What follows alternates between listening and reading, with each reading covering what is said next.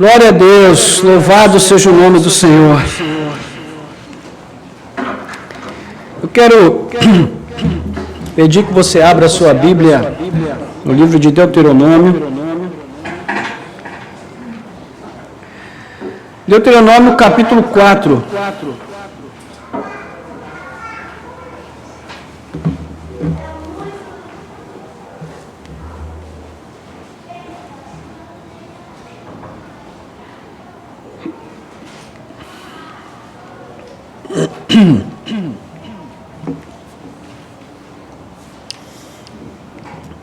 Nós vamos ler apenas o versículo 7.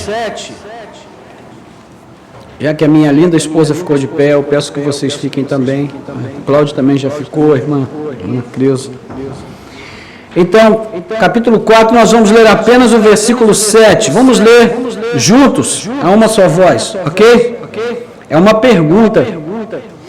Então vamos. Pois que grande nação há que tenha deuses tão chegados a si como o Senhor nosso Deus, todas as vezes que o invocamos.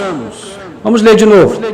Pois que grande nação há que tenha deuses tão chegados a si como o Senhor nosso Deus, todas as vezes que o invocamos. Amém. Mantenha sua Bíblia aberta, vamos orar. Nosso Deus e Pai, graças te damos pelo privilégio santo de podermos ter a Tua palavra aberta mais uma vez diante de nós. Senhor, que privilégio maravilhoso, termos liberdade para prestar culto a Ti. Podemos ter a palavra do Senhor em nossa língua, de tal maneira que nós podemos ler e entender o que ela diz. Obrigado, Senhor. Fala aos nossos corações agora, meu Deus. Imprime, Senhor, em nossas mentes e corações a mensagem que o Senhor tem a compartilhar conosco nessa noite, mediante a pregação da palavra. Capacita-nos, ó Deus, a transmiti-la no poder do Teu Espírito e também a recebê-la, Senhor, com o coração inteiramente consagrado à submissão àquilo que ela diz, de tal maneira que nós sejamos fortalecidos, encorajados, ó Deus, alicerçados sobre um firme fundamento, e seguimos, Senhor, o curso da vida com confiança, olhando para Ti todo o tempo, Senhor. Nós te pedimos com gratidão em nome de Jesus. Amém. Amém. Você pode se sentar.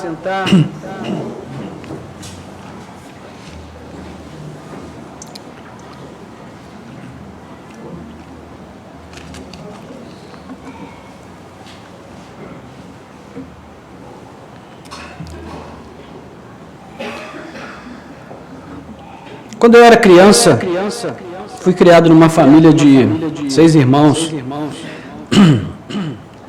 Então, família grande.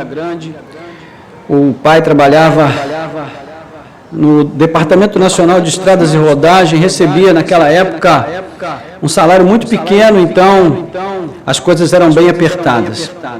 Mas eu sempre digo que tive uma infância feliz apesar disso. Então, angu com carne moída era comida de fim de semana, né? E você sabe que criança, né?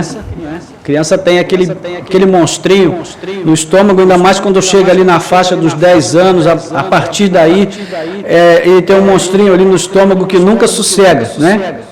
E a gente com pressa de comer, ficava doido que o angu ficasse pronto, né? E sempre rodeando ali a nossa mãe. E ela dizia, sai daqui, vocês estão sempre com pressa de comer, e tal. E quando o angu ficava pronto, aí e ela liberava, então a gente caía para dentro daquele prato de angu. Mas ela sempre falava, come pelas beiradas.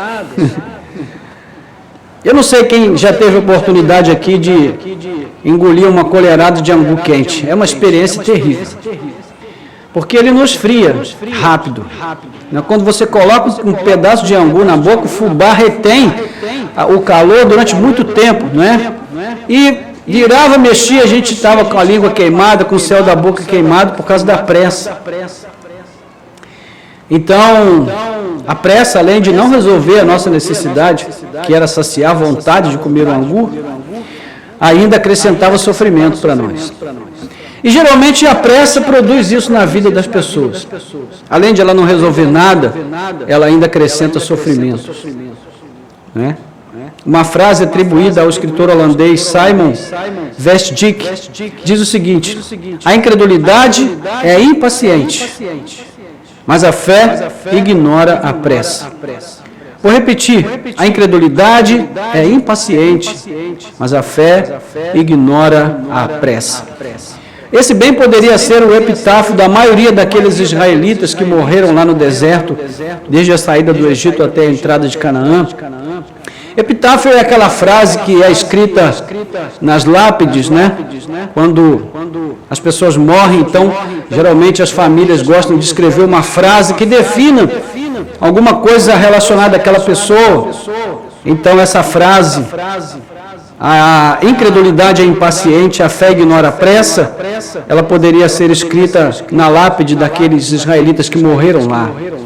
Por quê? Porque a incredulidade revelada na pressa deles foi um obstáculo constante que os levou muitas vezes a se rebelar contra Deus e, com isso, a sofrerem o juízo fatal perecendo ali no deserto. Milhares de pessoas morreram no deserto. E aqui em Deuteronômio, Moisés, ele vai recontar toda essa história da difícil relação de Deus com o seu povo, especialmente durante a peregrinação pelo deserto. Nos capítulos 1 a 3, ele revive todo esse drama, mostrando que no livro de Números, a dureza do coração do povo levou Deus a determinar que toda aquela geração morresse no deserto e não pisasse na terra prometida. Imagine isso, uma geração inteira que peregrinou ali durante quase 40 anos, estando a poucos dias da terra prometida, mas não puderam entrar porque Deus não permitiu, incluindo o próprio Moisés, que pela incredulidade do povo acabou sendo influenciado e pecou também, e foi punido por Deus com a não permissão ou a proibição de não entrar na terra da promessa. Agora, diante de uma nova geração, e ali, né, no limiar de entrar na terra prometida de Canaã, Moisés traz advertências a esse jovem Israel para que ele não repita os erros de seus pais e tenha o mesmo destino, né, na sua própria história. Então, a essência da pregação de Moisés é exortativa e ele resume, né, a gente pode resumir essa pregação na última parte da frase que a gente leu há pouco: a fé ignora a pressa. O foco da fé não é a pressa. O foco da fé é a obediência confiante na vontade perfeita de Deus. Então, no próprio discurso também nós temos uma frase composta, né, que pode resumir muito bem a ênfase de Moisés nesse sentido, e ela se repete nos versículos 9 e 15, quando o Senhor diz: tenham cuidado, tenham cuidado.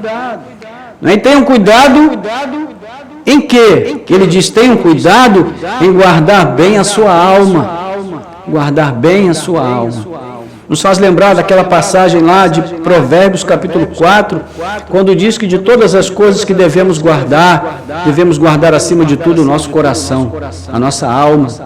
Porque é justamente ali, né, que nós temos a resolução das coisas ou a complicação das coisas nas nossas vidas. Então, Deus havia tirado Israel do Egito com o braço estendido e mão poderosa, e Ele o fez por meio de sinais espetaculares, né? Sangue, água do Egito, do rio Nilo se tornou em sangue, as pragas que Deus operou naquele lugar, por fim a morte dos primogênitos.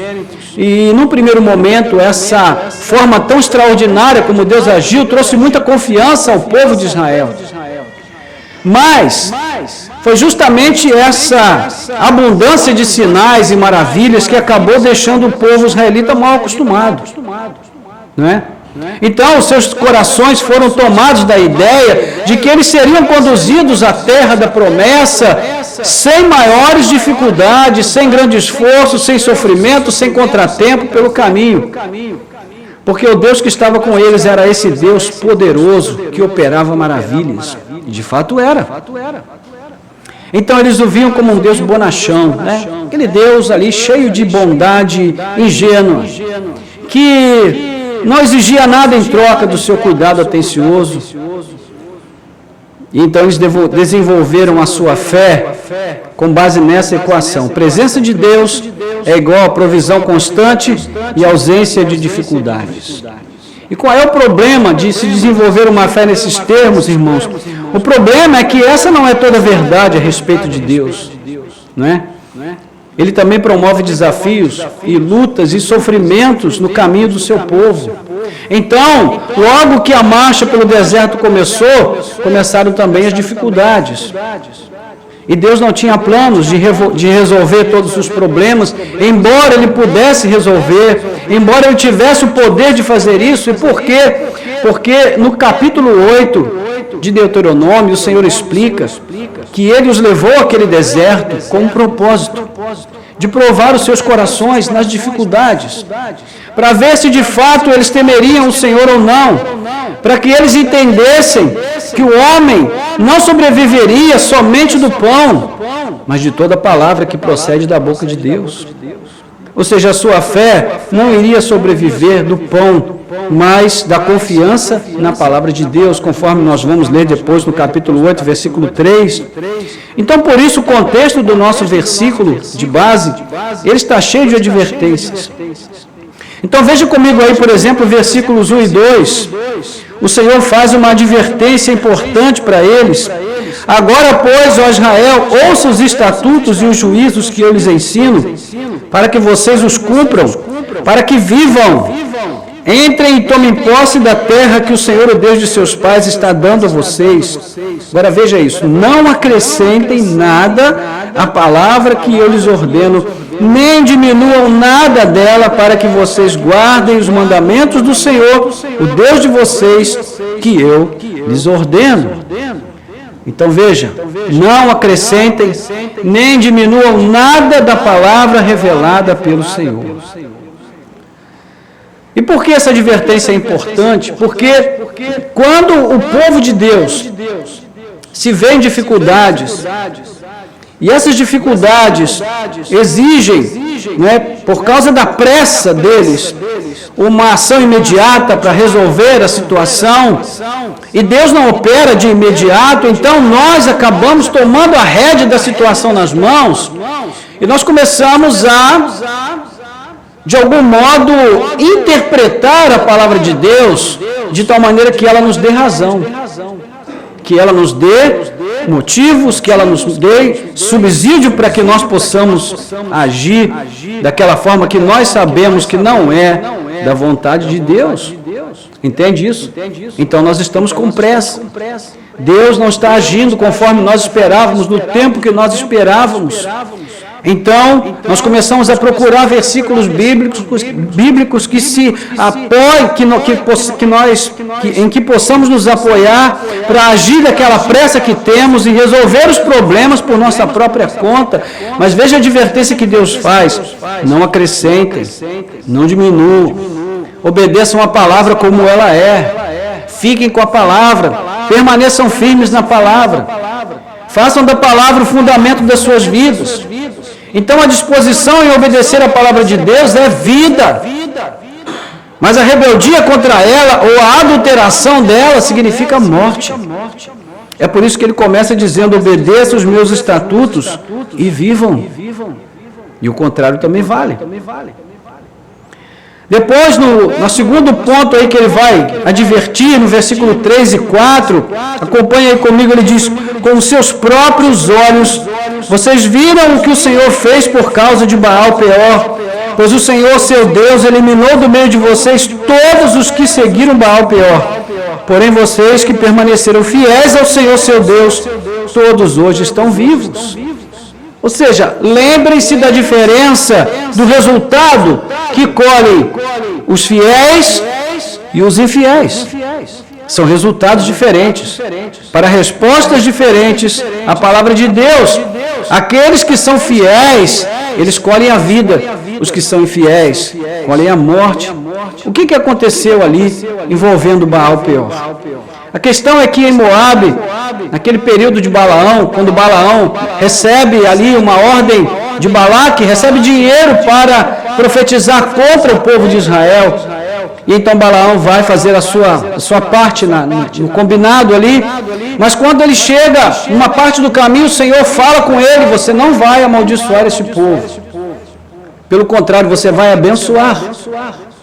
E é muito bonita essa passagem, né, de Números 22. E aí, quando Balaão volta para falar com Balaque diz: e aí, você amaldiçoou eles? Balaão diz: não, eu tive que abençoar. Como assim? Eu te paguei para amaldiçoar e você abençoou como? Ele falou: não, porque eu recebi outra ordem. E aí nessa história toda, como o diabo não conseguiu que Balaão amaldiçoasse o povo, ele então levantou as mulheres moabitas para que elas seduzissem o povo de Israel, para que o povo pecasse com elas, e então elas seduziram os homens, e os homens foram com elas e adoraram Baal Peor, que era o deus dos moabitas, um dos principais. O que aconteceu com o resultado, irmãos? 24 mil pessoas morreram com a praga que o Senhor enviou sobre o povo. Aliás, é Números 25, perdão.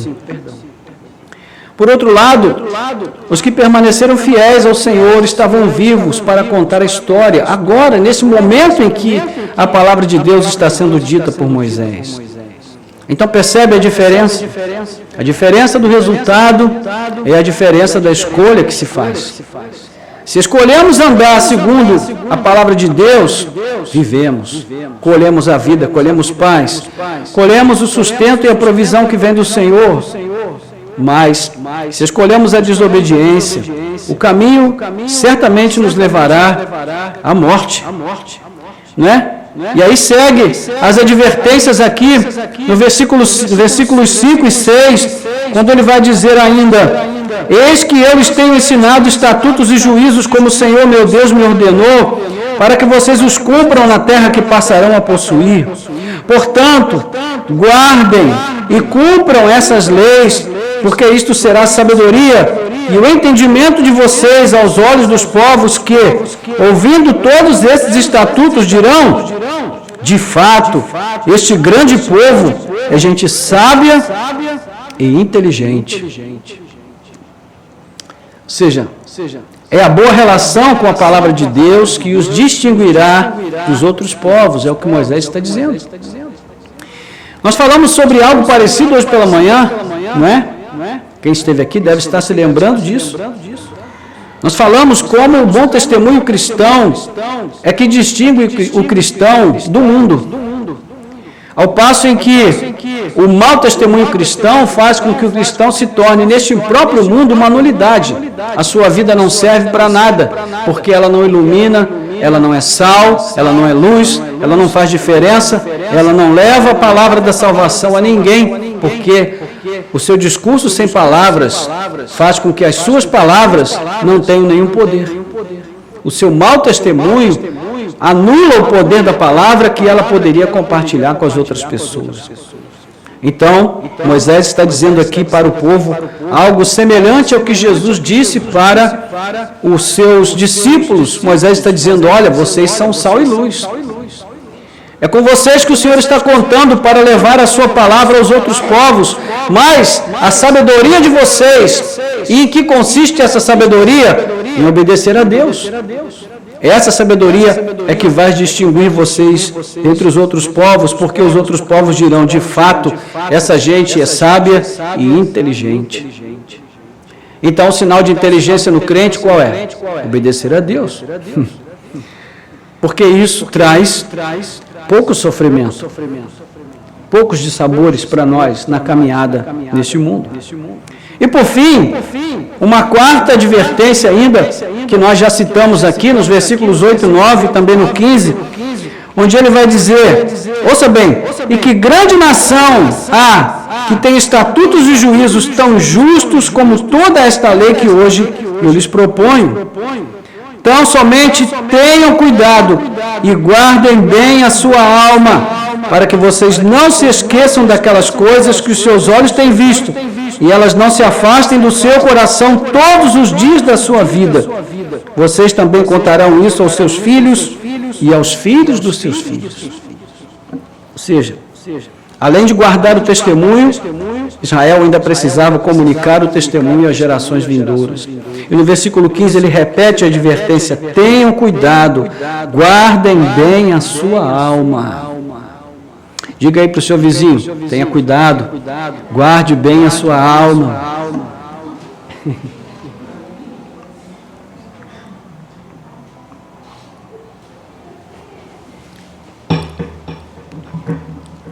Mas o que tudo isso significava para aquele povo? Como eles lidavam com essas advertências?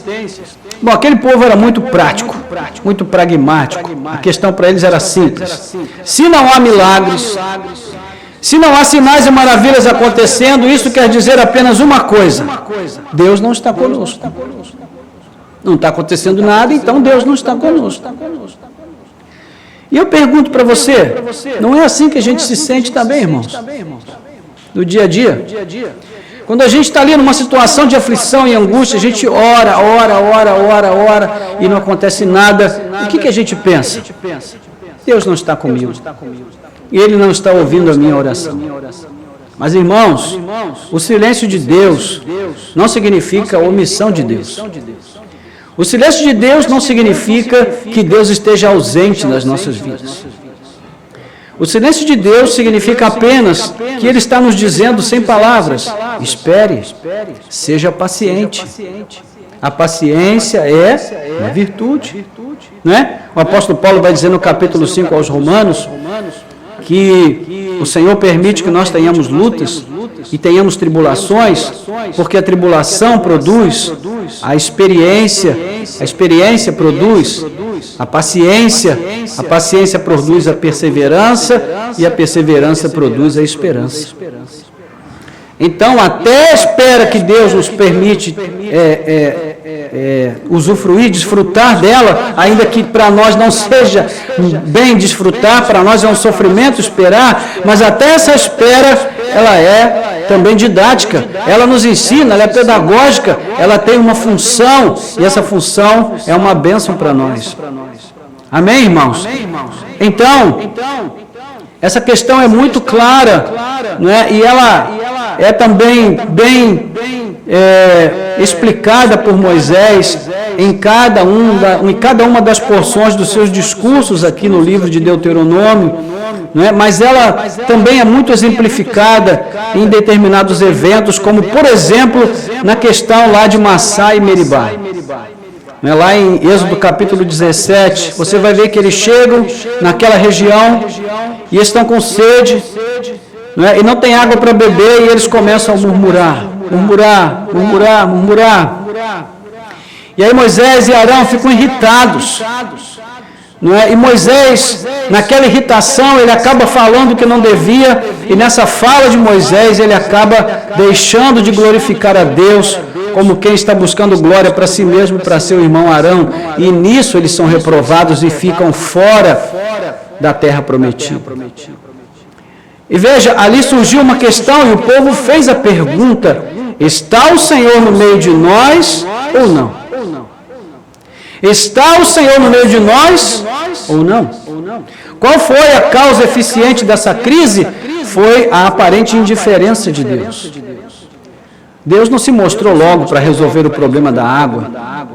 Então, com isso, a pressa, o imediatismo, o anseio por soluções rápidas que correspondem à urgência das pessoas, revelou a sua incredulidade. Ou seja, comeram angu quente. E aí queimaram a língua, né? Se deram mal. E se fosse simplesmente queimar a língua, estava bom, mas eles se queimaram com Deus. Então, há uma questão ainda mais profunda que está na base desse problema, que é o que? A falta de conhecimento de Deus, da natureza de Deus, dos seus propósitos, da sua forma de agir. Irmãos, um dos maiores problemas na vida do crente é quando ele quer se relacionar com Deus sem conhecer a Deus. Então, o Deus de Israel é um Deus pessoal. Ele também é um Deus de métodos. Ele tem os seus métodos, ele tem as suas agendas que são pré-estabelecidas desde a eternidade, e elas não vão mudar, irmãos. Não vão mudar. Deus não vai alterar 1 milímetro do seu propósito nas nossas vidas para nos agradar. Mas eu também digo para você, quando chegar o tempo que ele determinou, nada vai impedi-lo de fazer o que ele quer fazer. Então, a esse Deus ao qual nós servimos, ele não se apressa e também não se atrasa. Todas as suas ações são minuciosamente moldadas pelos seus propósitos, que são eternos. E tudo acontece dentro do seu cronograma. Ninguém pode forçar a mão de Deus. Então, se alguém disser para você, olha, as coisas não estão acontecendo na sua vida, porque você tem que determinar que Deus faça, você pode dar uma grande gargalhada na cara dessa pessoa e dizer para ela, boa piada que você contou. Porque ninguém pode determinar nada para Deus. Assim como ninguém pode impedi-lo de agir quando ele decide agir, meus irmãos. Por isso é de extrema importância essa palavra dirigida por Moisés a essa nova geração. Veja que no verso que nos serve de base, ele apela justamente para essa consciência de quem é Deus, quem é o Deus de Israel, na pergunta que ele faz, pois que grande nação há que tenha deuses tão chegados a si, como o Senhor nosso Deus, todas as vezes que o invocamos. Vamos parar um pouquinho para pensar sobre isso. Pense um pouco sobre isso. Imagine, suponhamos que amanhã o presidente de uma grande nação ligasse para você e passasse durante um bom tempo conversando com você. Suponhamos o presidente de uma superpotência dessa, não é? Ligasse para você e passasse um tempo conversando com você, perguntasse como você vai, dissesse, olha, eu gostaria de estreitar laços com você, vamos ser amigos, vamos jogar golfe juntos. Como é que você se sentiria? Eu imagino que você ia logo para as redes sociais, né?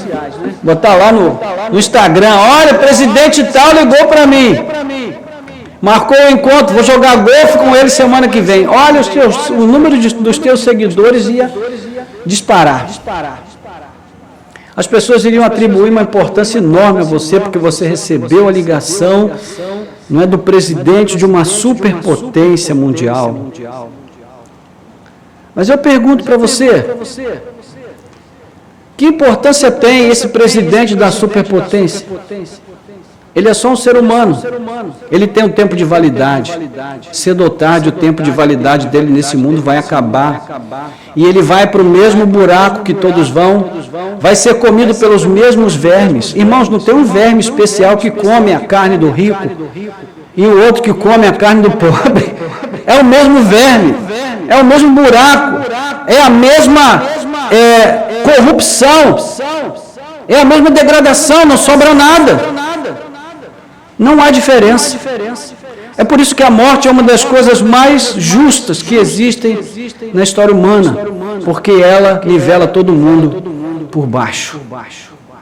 Não existe rico, não existe pobre, não existe celebridade, não existe anônimo, todo mundo vai ter que se acertar com ela um dia.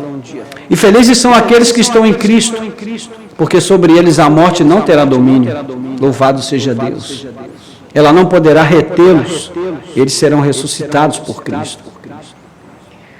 Então eu pergunto para você, se você provavelmente iria se sentir tão prestigiado, sendo alvo do cuidado de uma pessoa tão importante nesse mundo, mas uma pessoa passageira, um ser passageiro provisório, que no final das contas não tem vida em si mesmo.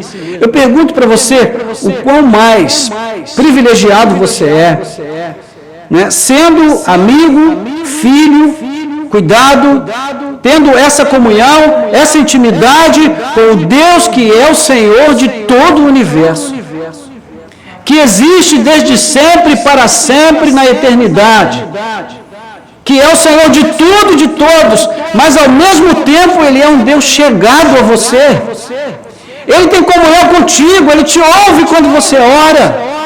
Ele se importa com você, a ponto de ter enviado seu Filho ao mundo para morrer por causa dos teus pecados. E eu pergunto para você, que maior privilégio nós podemos ter, irmãos, de saber que esse Deus, Ele é um Deus chegado, e todas as vezes que nós oramos, Ele nos ouve, louvado seja o seu nome. Que maior privilégio nós poderíamos ter?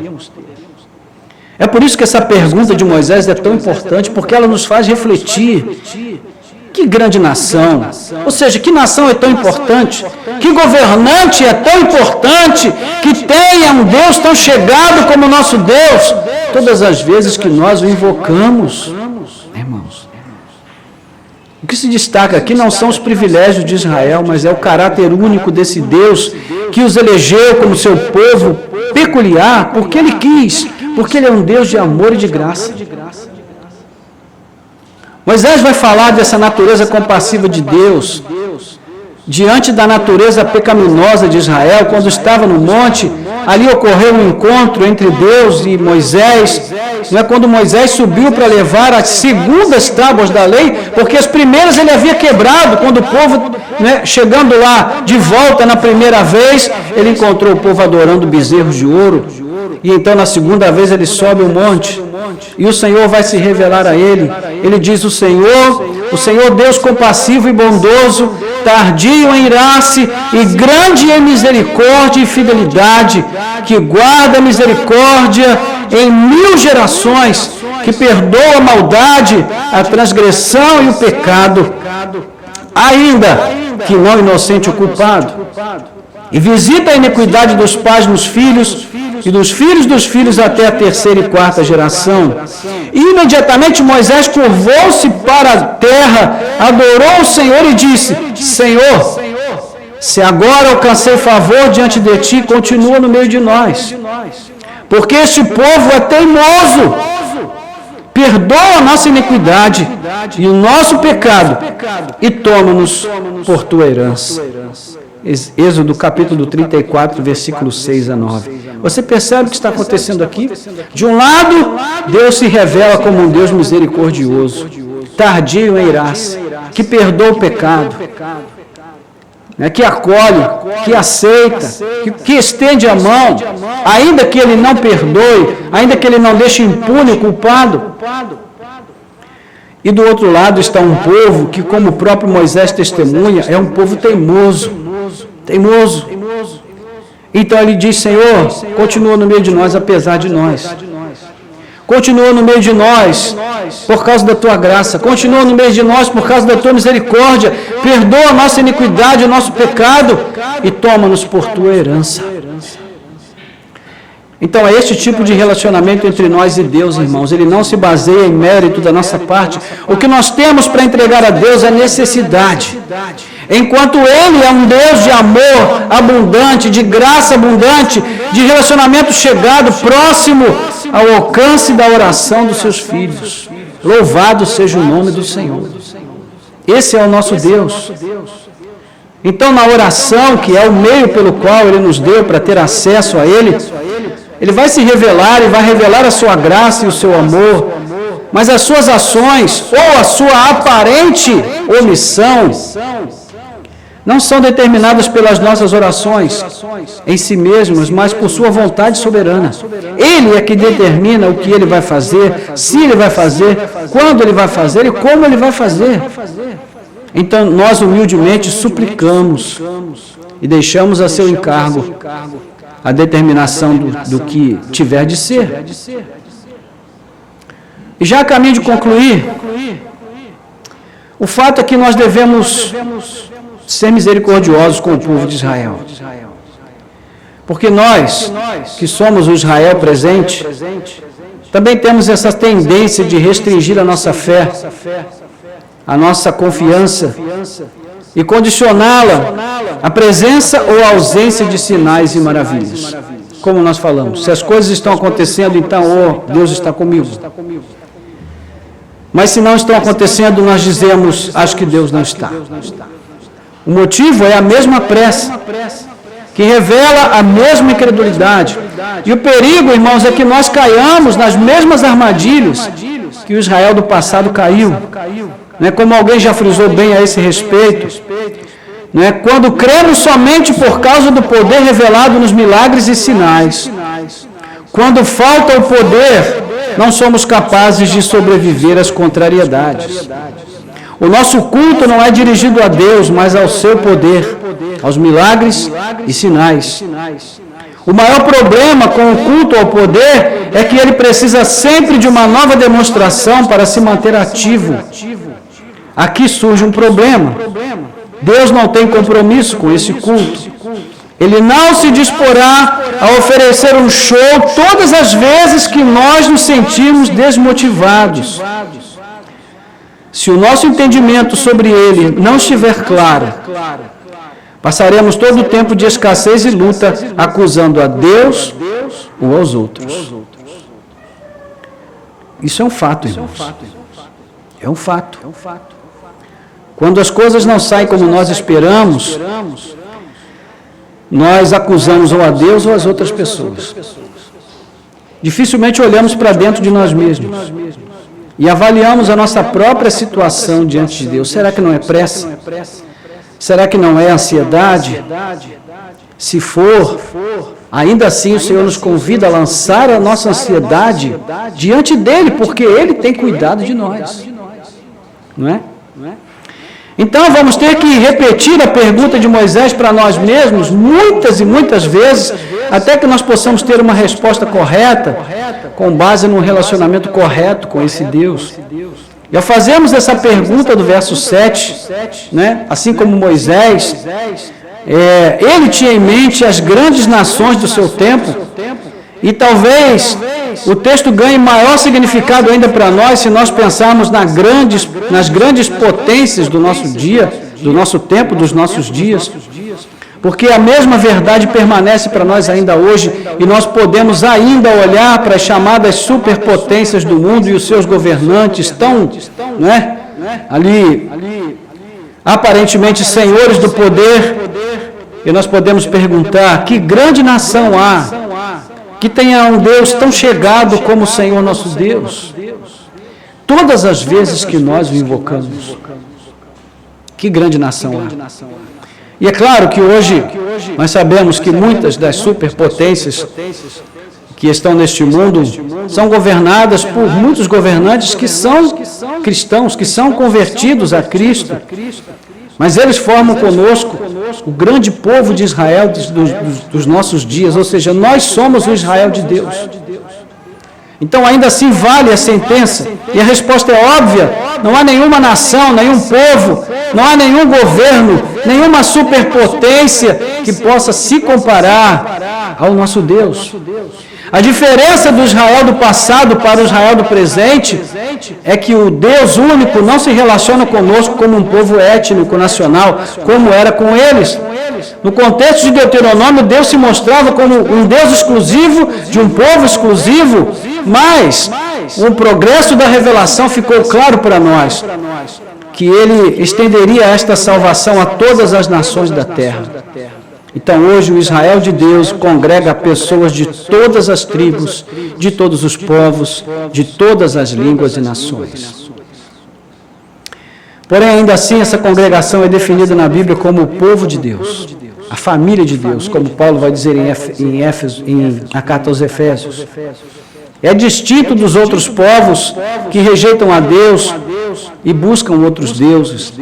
Então ainda vale essa peculiaridade, essa singularidade com a qual o nosso Deus se relaciona conosco, assim como nós devemos ainda hoje levar em conta o grande privilégio que esse relacionamento representa para nós.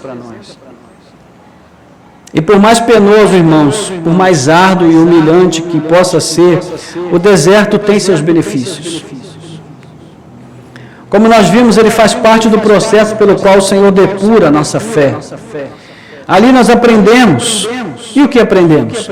Aprendemos a controlar a nossa ansiedade. Aprendemos a conter a pressa. Aprendemos a temer e adorar a Deus, somente a Deus, e não o seu poder e as suas maravilhas. Nós aprendemos que a verdadeira fé confia e espera, ainda que pareça demorar. Por quê? Porque a aparente demora de Deus não é demora, não é leniência, mas perfeição, a exatidão de propósitos. Ele escolhe sempre o que é melhor para aqueles que ignoram a pressa e abraçam a confiança nele. Deus sempre tem o melhor para nós. Amém? Então a questão abordada em Deuteronômio tem foco só no resultado. Né? A obediência aos mandamentos do Senhor é que determina o resultado. Ou seja, nós precisamos olhar para Deuteronômio como uma espécie de manual no Antigo Testamento daquilo que Jesus vai nos ensinar no Novo Testamento. Se nós estamos olhando para o resultado, se nós estamos esperando o resultado que é prometido, então nós precisamos andar de acordo com as regras que vão nos levar ao resultado. Não é? Há muitas pessoas que querem fazer progresso na vida. Há pessoas que querem ganhar peso, há pessoas que querem perder peso, há pessoas que querem saúde, há pessoas que querem um bem-estar, há pessoas que querem progredir na vida profissional, na carreira acadêmica, mas para tudo isso há um preço a ser pago, não é? E eu pergunto a você, como você espera chegar ao resultado que você está olhando para ele, sem que você se disponha a pagar o preço hoje para alcançar esse resultado? Do ponto de vista da palavra de Deus, irmãos, não é diferente. Existe uma meta estabelecida para cada um de nós, mas nós só vamos alcançar essa meta se hoje, no dia a dia, nesse tempo que nós estamos vivendo, nós pudermos trabalhar, né, com aquilo que nos compete, para que nada nos embarace a caminhada até que a gente chegue ao resultado. Por que isso é tão importante? Porque é pela obediência que o povo de Deus se mantém em sua aliança e, consequentemente, vai colher os benefícios dessa submissão à vontade soberana do Senhor. Houve um povo que chegou à terra prometida, que recebeu o privilégio de ver a promessa cumprida. Então, nós precisamos ter em mente esses princípios, esses fundamentos que a palavra de Deus nos traz. Hoje nós estamos no segundo domingo do Advento. Advento é tempo de espera, simbolicamente, não é? Porque nos faz lembrar do tempo em que o Messias era esperado neste mundo. Não é a espera ansiosa, mas a espera confiante.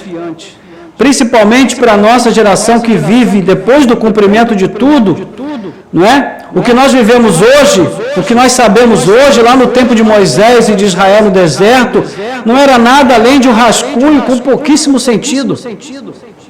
Mas para nós o quadro está quase completo.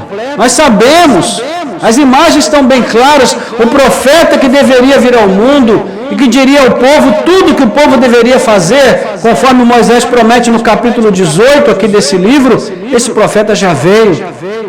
Ele veio ao mundo e ele mesmo enfrentou o seu deserto e, diferentemente do Israel do passado, que era o Filho de Deus lá atrás, esse Filho unigênito triunfou gloriosamente sobre a carne e também sobre Satanás, sendo obediente até a morte, e morte de cruz, pelo que também Deus o exaltou soberanamente.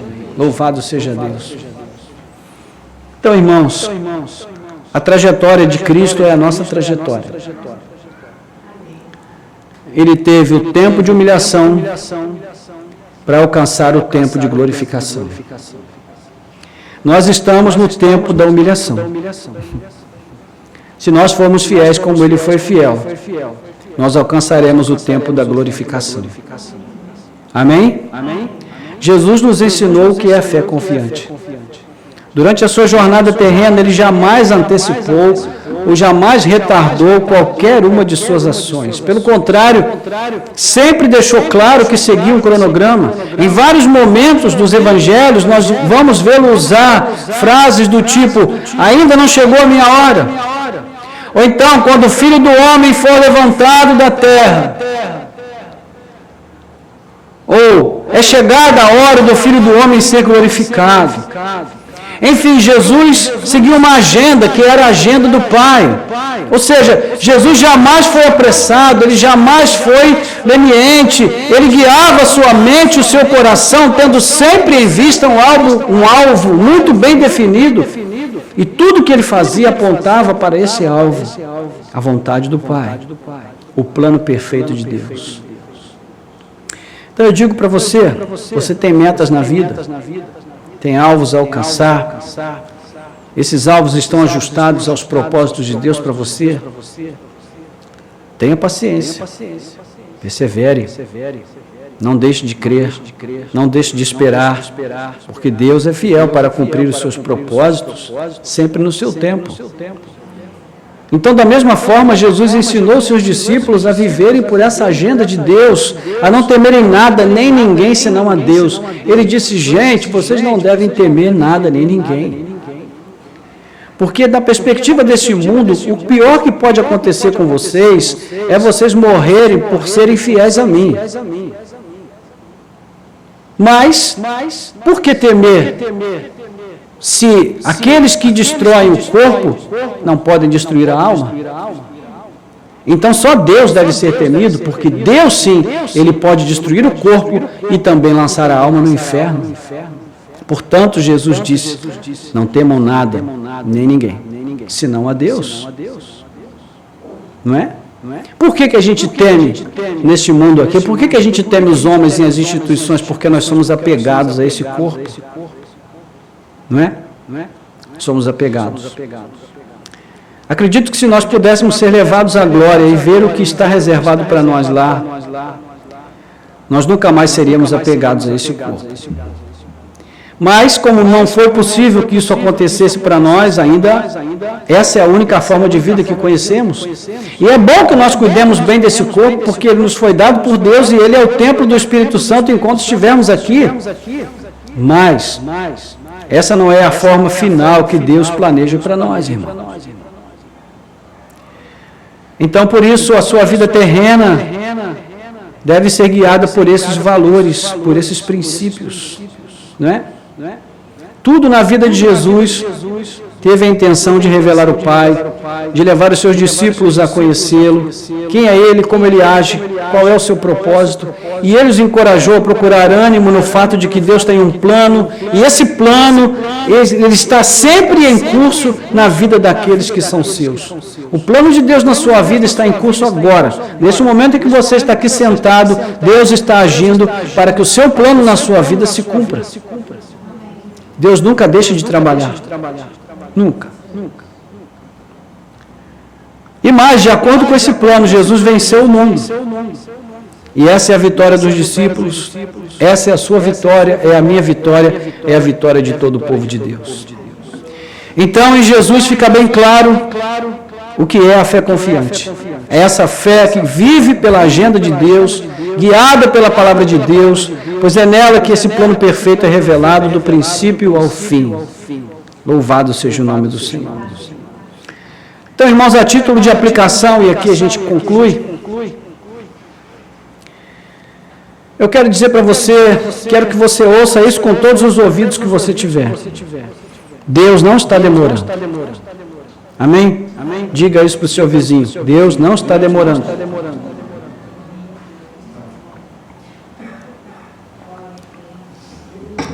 Ele está nos dando tempo para conhecê-lo melhor. Ele está depurando a nossa fé. Ele está nos ajudando a vencer a pressa da incredulidade e avançar para a fé confiante, que o ama e deseja mais do que os seus milagres, do que o seu poder, a sua própria pessoa. Irmãos, o nosso grande prêmio ao chegar na glória, sabe o que vai ser? O próprio Cristo. Ele vai ser o nosso grande troféu. As pessoas ficam pensando em ruas de ouro, né? O povo é besta mesmo, né? No céu, irmãos, eu imagino que não tem rua de ouro, não. Porque no céu isso não vale nada, isso não tem nenhum significado, não há sentido para isso. No céu nós vamos encontrar coisas tão mais gloriosas e tão mais importantes e tão mais belas do que esses valores que nós consideramos importantes nesse mundo. Tudo isso vai ter passado da nossa mente. Nós vamos viver na presença de Deus. E Cristo será o nosso grande galardão. Louvado seja o nome do Senhor. Imagine você de cara a cara com Jesus. Meu Deus do céu, isso vai ser um negócio para, né? Vai derrubar tudo, né? Imagine isso. Meu Deus, não dá nem para imaginar. Então eu digo para você, espera no Senhor. Anima-te. Aproveite esse tempo de deserto para conhecer melhor a Deus. Peça a Ele para se revelar a você como esse Deus chegado, como esse Deus pessoal, que tem prazer em habitar com o seu povo, em ter comunhão com seus filhos. A pressa, irmãos, não é só inimiga da perfeição. A pressa é também inimiga da fé. Então procure aprender a viver por fé e sem pressa. Com fé e sem pressa. Espere o angu esfriar. Amém? É melhor para você. Faz bem, não queima, não prejudica. E a gente pode desfrutar, né, de todo o melhor que Deus tem para dar a cada um de nós. Vamos orar. Curva a sua cabeça. Nosso Deus e Pai, graças te damos pelo privilégio maravilhoso de podermos ter a Tua palavra como rumo e direção para as nossas vidas. Não precisamos temer, não precisamos desconfiar, não precisamos nos entregar à ansiedade, à angústia, uma vez que o Deus no qual nós cremos é um Deus fiel. A Sua palavra não passa. Como nós aprendemos hoje pela manhã, não cai um traço da Sua palavra sem que se cumpra, porque Ele é fiel para cumprir a Sua palavra. A Sua palavra jamais volta vazia, sem cumprir o seu propósito para o qual Ele a designou. É, Senhor, é assim que nós queremos crer em nossas vidas, é assim que nós precisamos crer em nossas vidas como servos e servas do Senhor. Precisamos ter essa convicção, Pai amado, de que a nossa vida tem um plano, ela está sendo dirigida dentro de uma agenda que foi estabelecida por Ti desde a eternidade. Porque antes de nós virmos à existência, quando éramos ainda embriões no ventre materno, ali o Senhor já nos chamava, já nos conhecia, já nos elegia e já nos conhecia, ó Deus, durante todo o curso da nossa vida, determinando todas as coisas que devem acontecer na nossa existência neste mundo. Então, Senhor, dá-nos essa visão mais abrangente, da forma como o Senhor se relaciona conosco, nos conhecendo perfeitamente como um Deus chegado, que conhece a nossa história, que sabe quem nós somos, que nos conhece pelo nome, que conhece as nossas lutas, as nossas dificuldades, os desafios que temos a enfrentar, os dissabores que a vida traz. O Senhor chora conosco, o Senhor dói conosco, o Senhor sofre conosco, o Senhor persevera conosco. Ajuda-nos, Senhor, a termos esta certeza e esta convicção em nossos corações, para que não nos falte a fé, para que não nos falte a confiança, para que não nos falte a convicção de que o Senhor é um Deus de poder, que opera maravilhas, mas que faz tudo isso no Teu tempo, do Teu jeito, do Teu modo. Então, abre os nossos olhos, abre o nosso entendimento, para que nós possamos compreender com clareza aquilo que a Tua palavra tem transmitido aos nossos corações nessa noite. Nós te pedimos, Senhor, nós te louvamos, e na certeza de que o Senhor nos ensinará a andar com fé e sem pressa neste mundo. Ó Deus, nós te glorificamos, porque tudo vem de Ti. O conhecimento, a sabedoria, ó Deus, o aprendizado e até mesmo a fixação do que aprendemos em nossos corações é o Senhor que opera por meio do Teu Espírito. Então nós nos entregamos a Ti, aos Teus cuidados, ao Teu sábio modo de conduzir as nossas vidas. Em nome de Jesus. Amém.